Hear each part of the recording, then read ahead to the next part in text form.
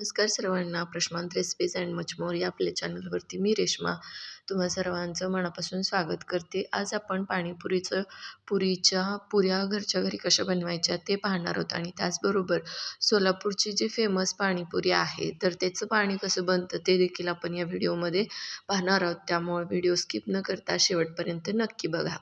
या ठिकाणी मेजरिंगचा जो कप असतो तर त्या कपाच्या मापाने एक मोठा कप भरून रवा घेतलेला आहे आणि पाव कप मैदा घेतलेला आहे. अगदी थोडंसं चिमूटभर आपल्याला यामध्ये मीठ घालायचं आहे आणि हे पीठ मळताना अगदी कडक कडकडीत जे पाणी असतं ना त्याच्याने पीठ मळायचं आहे. कारण थंड पाण्याचा वापर इथं आपल्याला करायचा नाही आहे, गरम पाणीच घ्यायचं आहे. तर अर्ध्या कपाच्या प्रमाणानुसार इथं मी पाणी घेतले. बघूयात आपण कसं लागतं आहे ते. त्याच्यानुसार आपण म्हणजे कणिक मळून घ्यायची आहे. तर थोडं थोडं करून चमच्याच्या सहाय्यानं मी हे पीठ मिक्स करून घेते कारण पाणी आपलं गरम आहे. तर भाजण्याची शक्यता असते. त्याच्यासाठी ही काळजी घ्यायची की चमच्यानीच अगोदर मी हे मळून घेते. जेव्हा हाताला सोसवेल असं पीठ होतं तेव्हा हाताने मग आपल्याला छान असा याचा एक मऊसूत गोळा बनवून घ्यायचा आहे. तर बघा अर्धा कप पाणी पूर्ण इथं मला लागलेलं आहे आणि एवढ्यामध्ये एवढं पुरेसं होतं. जरी लागलं तरी 1-2 चमचे एक्स्ट्राचे वापरले तरी चालेल. तर प्रत्येक ठिकाणची एक खासियत असते की नाही, तसंच सोलापूरची सुद्धा ही खासियत आहे की तिथलं जे पाणीपुरी आहे तर त्या पाणीपुरीची टेस्ट मी बऱ्याच ठिकाणी आता फिरली आहे जॉबमुळं किंवा नंतर पण म्हणजे ट्रिपला गेले किंवा असं फिरलेले. तर त्या सगळ्यामध्ये एक चव जी असते ना तर ती चव मला सोलापूरच्या पाणीपुरीचीच खूप आवडते आणि त्याच्यामुळं भरपूर वेळा ट्राय करून ही रेसिपी म्हणजे अगदी त्या पद्धतीचं पाणी इथं मी बनवलेलं आहे. तर बघा मऊसूत असा गोळा मी चांगला बनवून घेतलेला आहे याचा आणि 10 ते 15 मिनटं आपल्याला हे असंच मुरवत ठेवायचं आहे. शक्य झालं तर 20-25 मिनटं जरी हे पीठ छान असं मळून मुरवून ठेवलं तर आणखी आपल्या पुऱ्या चांगल्या होतात. तर पीठ आपलं चांगलं मुरलेलं आहे.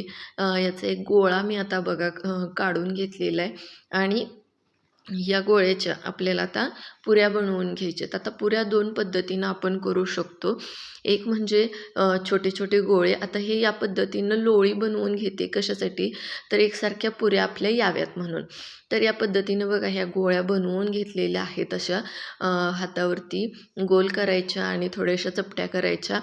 अशा एक एक करून पुऱ्या लाटल्या तरी चालतात. 15-20 20 मिनिट लागतात.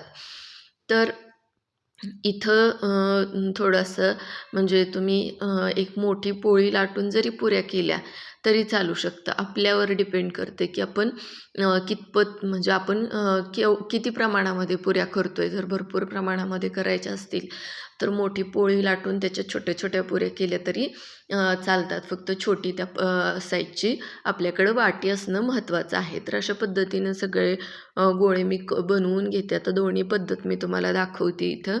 तर हे गोळे करून घेतलेले आहेत. आता आपण ह्याच्या पुऱ्या लाटून घेऊयात.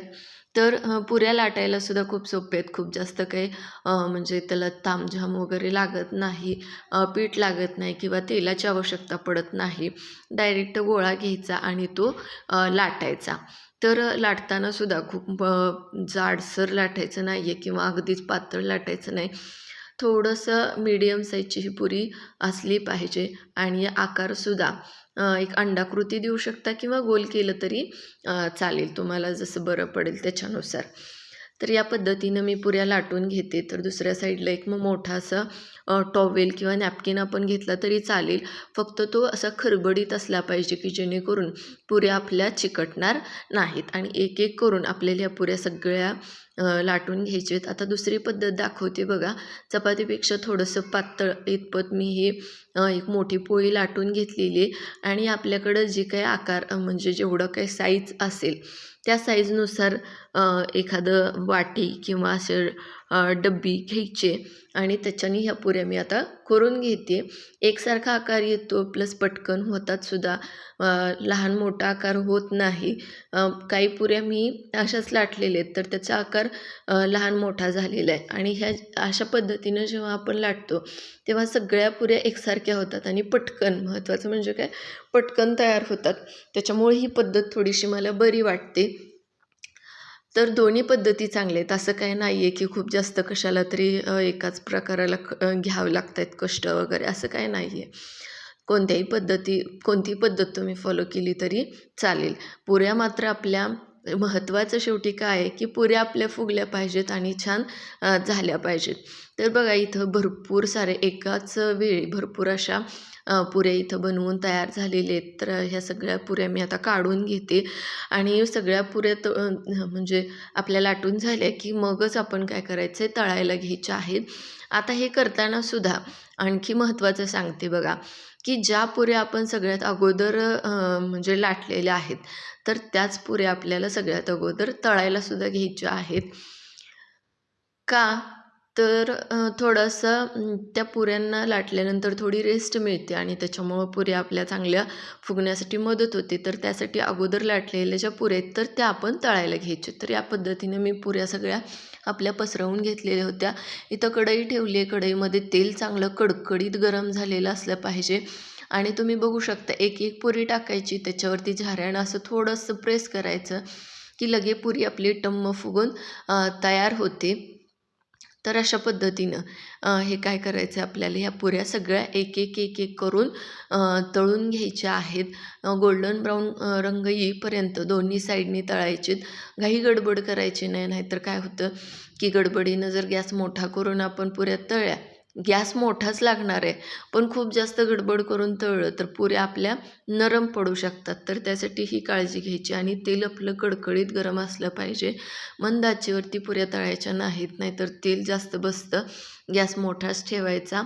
पण पुरी आपली व्यवस्थित काय झाली पाहिजे, तिथं फ्रायसुद्धा झाली पाहिजे, ही सुद्धा इथं काळजी घ्यायची. कमी जास्त गॅस करायचा आहे, अगदीच पूर्णच फुल ठेवायचा नाही आहे. तर या पद्धतीनं सगळ्या पुऱ्या मी तळून घेते आणि तुम्ही बघू शकताय पुऱ्या एक ना एक पुरी अगदी टम्म फुगते, छान कुरकुरीत होतात, मस्त होतात, बिलकुल तेलकट होत नाही. तर इथं माझ्या सगळ्या पुऱ्या आता तळून झालेले आहेत. तुम्ही बघू शकताय किती छान सगळ्या पुऱ्या फुगलेल्या आहेत आणि तेल पित नाहीत, मस्त कुरकुरीत होतात. इथं तुम्ही बघू शकताय बघा किती छान आपल्या ह्या पुऱ्या तयार झालेल्या आहेत.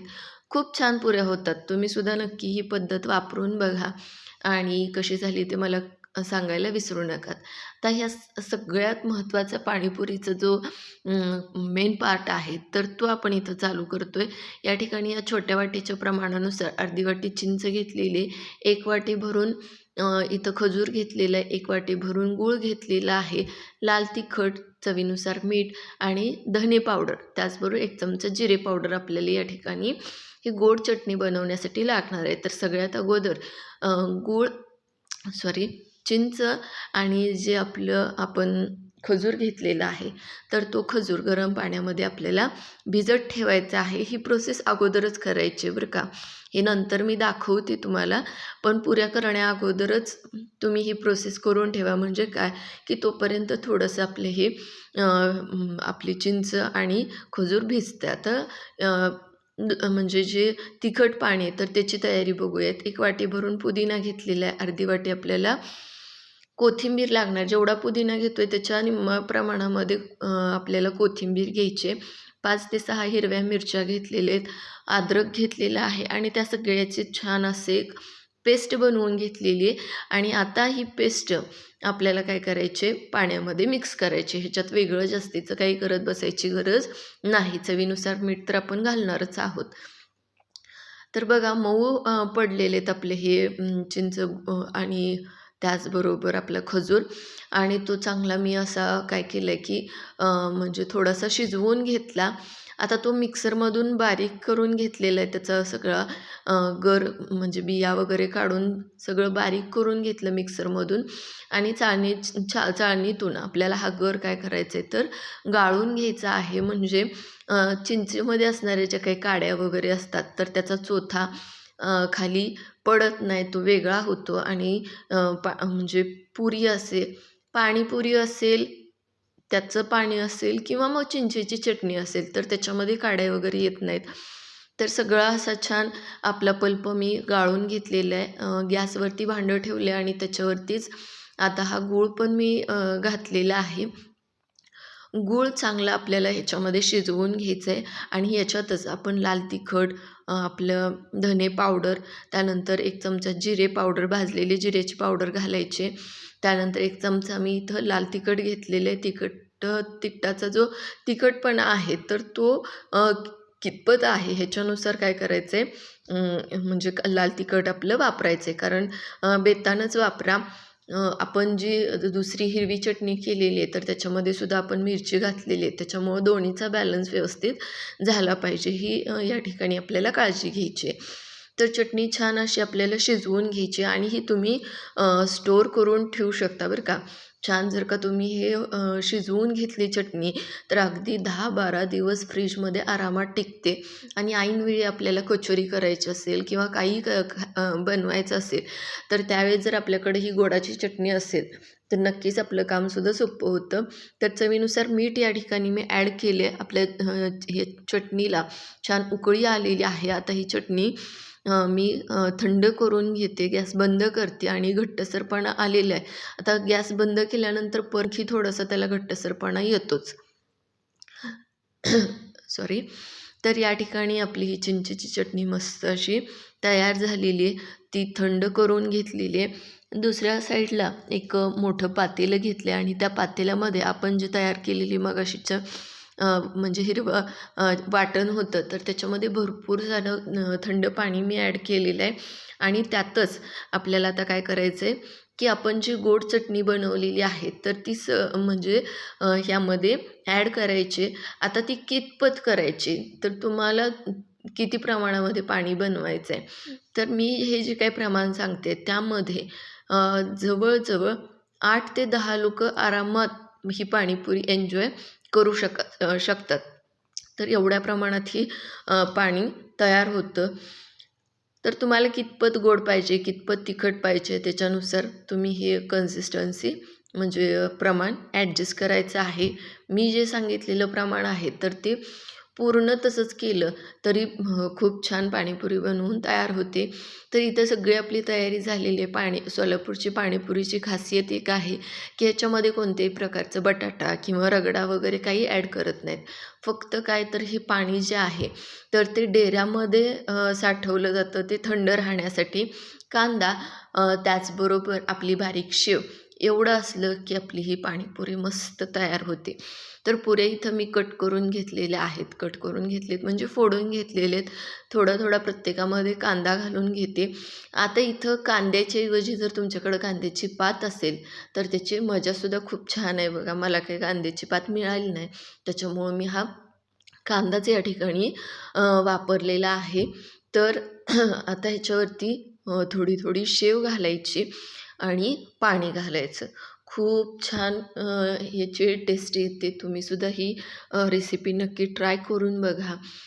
त्यानंतर ट्राय केल्यानंतर मला सांगा. त्याचबरोबर तुम्ही कुठून ही रेसिपी पाहताय हे देखील मला नक्की कमेंट करून सांगा. मलासुद्धा ते ऐकायला आवडेल.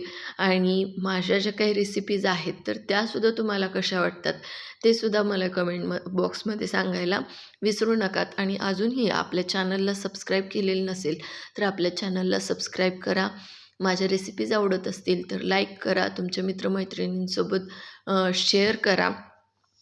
आणि मस्त अशी ही पाणीपुरी सध्या आता तुम्ही एन्जॉय करू शकता, पाहून एन्जॉय करू शकता. आणि खरंच खायची इच्छा असेल तर पटकन ही रेसिपीसुद्धा बनवून बघा. आणि तुम्हाला ती कशी वाटली, त्याची टेस्ट कशी वाटली हे सुद्धा मला सांगा, नक्कीच सांगा. आणि सोलापूरमध्ये जर सोलापूरचे कोण पाहत असतील तर त्यांनी पण सांगा. चलो, नंतर भेटूयात नवीन रेसिपीजसह.